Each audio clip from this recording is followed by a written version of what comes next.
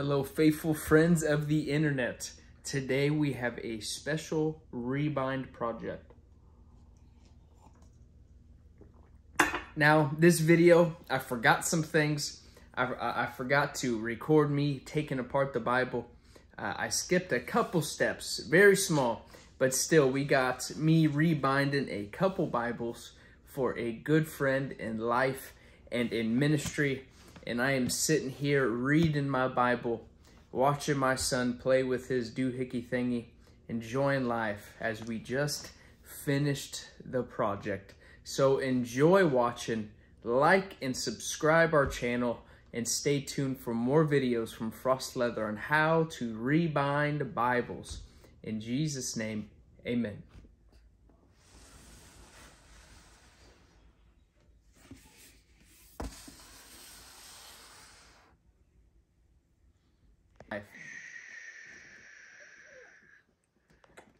So here's the part where I forgot to show taking apart the Bible, removing the maps, and this is a Cambridge wide margin, so we are adding lined note paper. Even though it already has lined note paper, they want more lined note paper, so we gave it to them.